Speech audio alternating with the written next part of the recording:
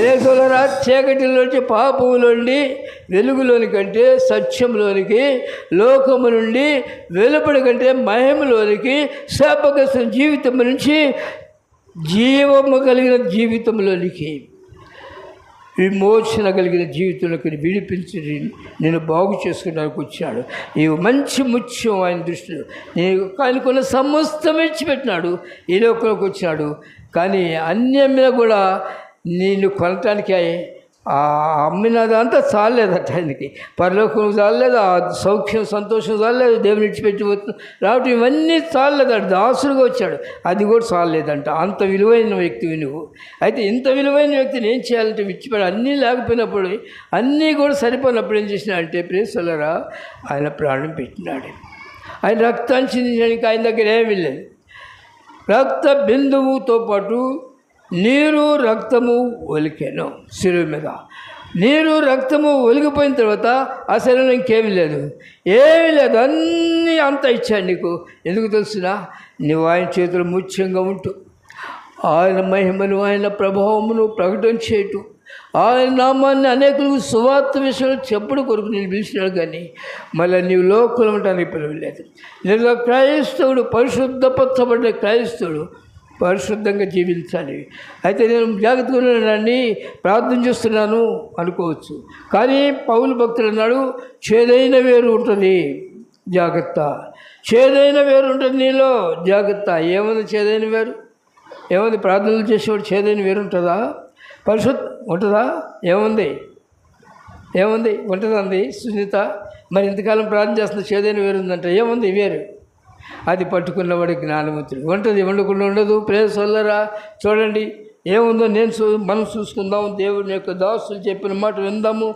ఆయన 1 కొరింథీయులకు రాసిన పత్రిక 3వ అధ్యాయము 3వ వాక్యములో, మీలో అసూయయు కలహమును ఉండగా,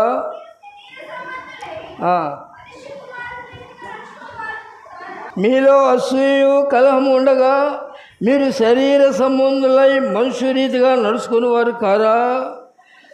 లోకము చీకటి నుంచి నిన్ను బయటికి తీసిన తర్వాత నీవు వెలుగుమయమైతే నీలో ఎక్కడ ఏ లోటు ఉందో అర్థమవుతుంది. కానీ నీవు వెలుగులో ఉన్నప్పుడు ఏముందంట? ఏముంది ఇక్కడ? మీలో అసూయు కలహములు ఉన్నాయా? అసూయ కలహాలు ఉన్నాయా? జగడాలు ఉన్నాయా? మీరు కలహించుతున్నారని, జగడమాడుతున్నారని నేను వింటూ ఉన్నాను అంటున్నాడు భక్తుడు. పౌలు పలానా వారి ద్వారా నేను విన్నాను అంటున్నాడు. వాళ్ళు చెప్పారు నన్ను గురించి తగాదా వెళ్తారా? ఎందుకు చెప్పినారు? నీవు నేను మేలు పొందుడు కొరకు దేవుడికి తెలుసు సమస్తం కనుక ఉన్నాడు. ఇవన్నీ ఉన్న మనుషుడు శరీరానుసారం మనుషుడు కాడా? ఏమండి, శరీరానుసారం మనుషుడా కాదా?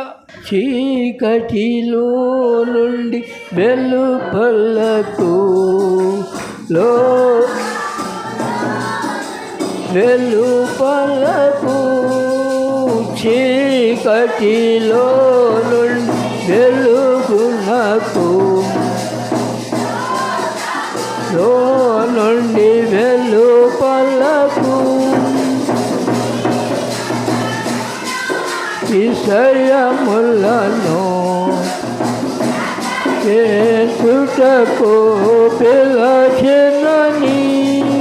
ప్రజలరా, గుర్తుందా నీకు? నువ్వు శరీరాంశం మనుషులు కావా? ఆ సూర్యులు కలహమలిలో ఉంటే శరీరాంశమైన మనుషులు కావా? నువ్వు సజీవంగా ఉన్నావా? ఏమంటున్నాడు అక్కడ?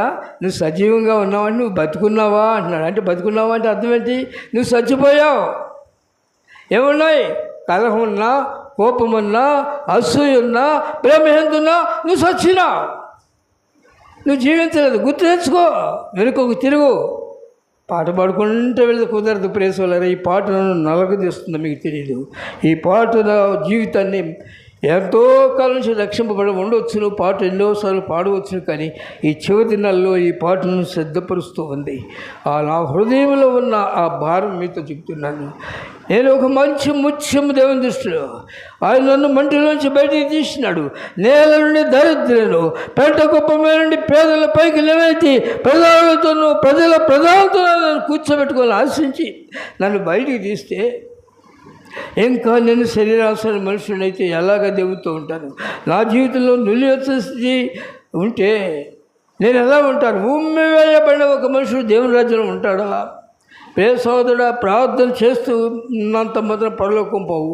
లేకపోతే నమ్మి విశ్వసించిన వాడు రక్షింపబడును, నీటిలో బాప్తిసం తీసుకున్నాడు రక్షింపబడును, అంతవరకు పోవద్దు. నువ్వు దయచేసి దాని తర్వాత నా పాయసం తీసుకుంటే నువ్వు హృదయమందు విశ్వసించి పాపమును నోటితో ఒప్పుకొని పాపములకు దూరంగానే ఉన్నప్పుడు రక్షింపడతావు, పరలోకం ఉంటావు. కానీ లేకపోతే మహిమలో ఉండడానికి అవకాశం లేదు.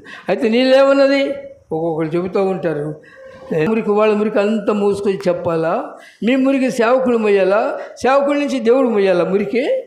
నీ మురికి తీసేయడానికి వచ్చినాడు. ఎవరి మీద నిందలు మోపినా, ఎవరి మీద నీవు అబద్ధముగా సాక్ష్యం పలికినా చాలా తప్పు. నీకు ధైర్యం ఉంటే ఏం చేయాలా? నువ్వు ప్రాణం పెట్టి వాళ్ళ బయటిది. నీ కొరకు ఆయన ప్రాణం పెట్టి నీ ప్రాణం పెడితే నువ్వు భద్రువై ఉన్నావు. నువ్వు పరిశుద్ధపరచబడిన తర్వాత సువాసన వస్తుందా లేకపోతే కంపు కొడుతుందా? ఏమొస్తుంది? అయితే దేవుడు ఏమన్నాడు? నేను మిమ్మల్ని ప్రేమించి నేను ఆ యొక్క ద్రాక్ష చెట్టును తొలిపించి ద్రాక్ష తోట నాటుకుని తొట్టుతో పెంచి మంచి ద్రాక్షలు కాస్తామని ఎదురు చూశాను, కానీ కారు ద్రాక్షలు కాస్తాను. కారణం ఏమిటి? నిలువెచ్చని స్థితి. దేవుని ప్రేమ, దేవుని యొక్క ప్రేమ కావాలి, దేవుని యొక్క దీవెనలు కావాలి, దేవుని యొక్క కార్యాలు కావాలి. కానీ నువ్వు దేవునికి అప్పగించుకో. నువ్వు దేవుని మీద విశ్వాసం ఉంచి సమస్తం పోషించగల శక్తిమంతుడు నేను ఆయన కొరకు బ్రతుకుతాను, అందుకని నన్ను ప్రేమించాలని ఆయన వెంట నడవు. ఆయన వాక్యం నీకు అసలు అర్థం కాదు. నీ విశ్వాసం ఎంత? హృదయమందు విశ్వసించిన మనుషుడు దేనికి భయపడు? చూడండి, సందర్శన్ గారిని తీసుకోండి, భక్సింగ్ గారిని తీసుకోండి, ఫ్రాన్స్ గారిని తీసుకోండి. వారి జీవితాల్లో వారు భయంకరమైనటువంటి ఆ కోటేశ్వరులు కోట్ల ఆస్తి ఉంది, అవన్నీ చెడు భయంకర శ్రమలను అనుభవించినారు. ఎందుకు తెలుసునా? దేవుని కొరకును నీలో కూడా సృష్టించారు. ఎంతకాలం నేను మట్టి కొట్టుకున్నాను, ఆ మట్టి నుంచి విడిపించాడు, చీకటి నుంచి విడిపించాడు, నా గుడ్డితనం నుంచి నాకు కన్నులు తెరిచినాడు. నేను ఆయన కొరకు బ్రతుకుతాను, ఆయన ప్రచురణ చేస్తాను. ప్రకటించినారు, వారి జీవితాన్ని త్యాగం చేసినారు, ప్రభు వారి కొరకు మరణించినారు, వారు ప్రభు కొరకు మరణించడానికి ఇష్టపడినారు. సహోదరుడా, ఇది క్రైస్తవ జీవితము.